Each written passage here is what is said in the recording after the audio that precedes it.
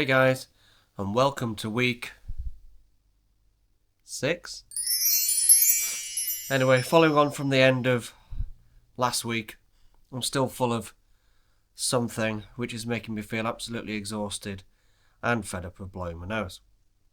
I was really looking forward to getting home from work today, just to sit on the sofa and watch Netflix, but I couldn't help but think, despite how rubbish and tired I felt, that it was such a shame not to get out. But I always need a reason rather than just going and walking the streets, unless you get to go and walk somewhere beautiful and picturesque. So I thought, right, I better go to Morrison's, figured out a few things that I needed.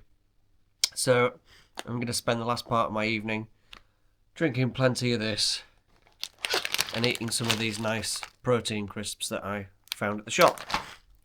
In light of the fact that I never seem to actually get properly better, I've got a doctor's appointment in the morning, so I'll let you know how that goes. Hey guys. Yeah, so as you guessed it, due to the length of the video, it is Saturday and I have done no training. But I did go to the doctor's on Tuesday, who really wasn't that much help, to be fair. Did kind of re-evaluate my asthma, which I've got another pump for, and although I have been feeling a little bit better as the week's been going on, I still can't get rid of this stuffy nose, which is still causing me to be out of breath a little bit. This is the first time I've been out walking, really. Obviously the fight is 4 weeks from yesterday, so if I can't get something going this weekend, next week, and kind of maintain health, and this kind of whatever's going on disappears, I'm going to be really struggling with this. I also want to be careful not to just suddenly go into loads of stuff, because I'm starting to feel a bit better and then end up with this situation where I just completely knacker myself out, or can't do any more, or make myself poorly again. But anyway, so we're out on a nice dog walk, and at least it gets some fresh air into the lungs and a bit of exercise. Kind of wishing I'd had breakfast first though. Got some nice chocolate pancakes waiting in the fridge for me. Alright, catch you soon guys. Hey guys, went out on Sunday. Obviously quite a short video, still stuffed up, but at least I've got my nasal spray now. Hopefully that'll start working soon. I just thought it'd be interesting to just take a moment to go through what's in my boxing bag. I mean, I imagine you'll be able to guess most of probably what's in it, but so the obvious one, pair of spare socks. Sorry, that wasn't that obvious, was it? But always good to have some spare socks in there. Must have is the inhaler. And the one that you would expect, obviously, is the gloves. Now, whether you know anything much about boxing at all or not, I don't know. You can obviously wear the gloves direct. It's a good sound, isn't it? You can wear them just straight into the hand, but it does get pretty sweaty in there, and it can rub against your hands as well. So we have these things which we call wraps. Now normally a wrap is just, it'd just be a very long piece of cloth like that, velcroed, and you would just wrap it around your fingers like this and around your wrist, and it supports that.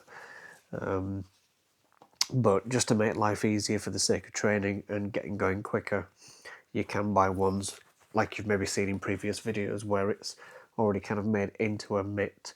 The only downside to this is it doesn't fit as well or as tight to the fingers and the wrist as it would normally if you used a proper wrap, but you still in effect get the same kind of wrap kind of system going on here as you would if you had a normal one, and then obviously you can put your glove over the top of that, and it's a lot quicker to get off as well. I do have 2 of those, would you believe? Next thing is the gum shield, which you wear for many sports, like hockey as well as boxing, I guess. I've kind of moulded it. Beautiful. I really hate wearing a mouth guard, gum shield, whatever you want to call it. It's one of those things where it's just that little bit too long. When I put it in and it goes to the back of my teeth, I always get that kind of gag reflex. I don't know what it is. I don't know whether it's the taste of the stuff or the fact that it's going so far back. I don't know. But I always spend the first few minutes of wearing it just coping with wearing it. Yeah, I don't know what it is about it, but I don't like it. Anyway, so we've got the gum shield. And we also have another pair of spare socks. Clearly I have this thought regularly and never need them. What else have we got in here? Nothing else much, to be fair. I probably should have some more things in there. Oh, another thing I hate wearing. And the thing is, you only really wear it when you fight, but you have to wear it.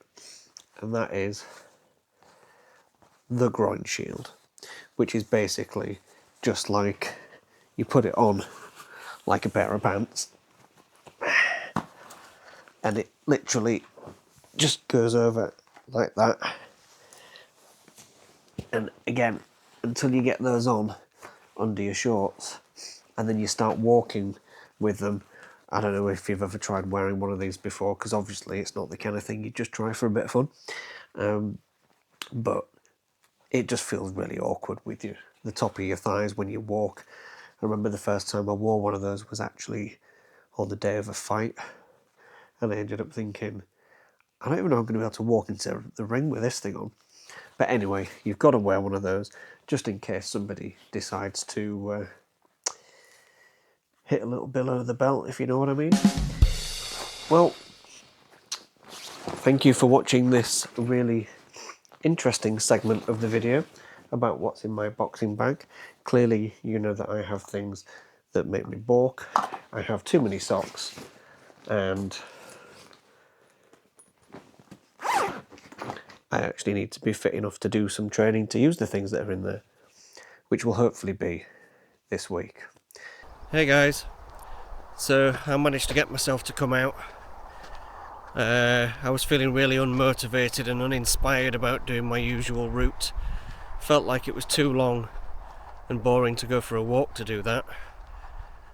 So I've just taken a little drive down to these forests which surround the house where I used to live, and it's a beautiful kind of loop around the dale, around the forests, which in itself as a walk will be nice. And I can feel myself getting out of breath already because it is a little bit hilly.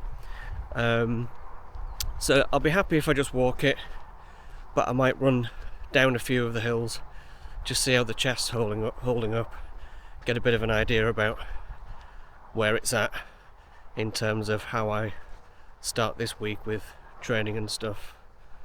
But you can't beat all of this behind you, can you? Oh well, let's see what happens.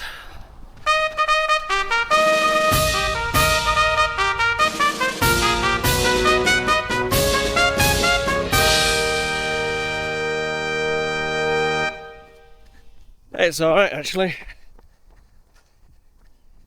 I'm not going to overdo it though. Is it me, or is he looking at me a little bit menacingly? Hey! No, I think we're good. It's beautiful.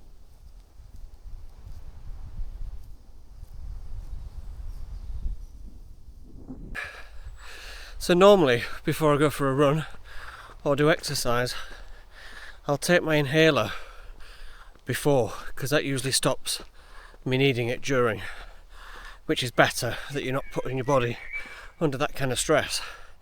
But this time I've got this new one which acts as both the preventative and the if you need it one. So I thought I'd be interested to see what happened if I didn't use it before the exercise today, and if I got to a point where I felt like I needed it. This is the biggest test. Might not appear it on here. Oop, just slipped. But it's a very big hill. Feeling alright so far. Out of breath, but not inhaler worthy. Okay, final stretch. Doing some running. Feeling pretty good actually. I'm not going to overdo it, so now I'll ache too much and then not want to do any more. Guys, thanks for watching. Sorry, log. Sorry it's been another relatively boring one, so thanks for sticking by. I'll see you next week, and as promised every week, hopefully a better one. See you later.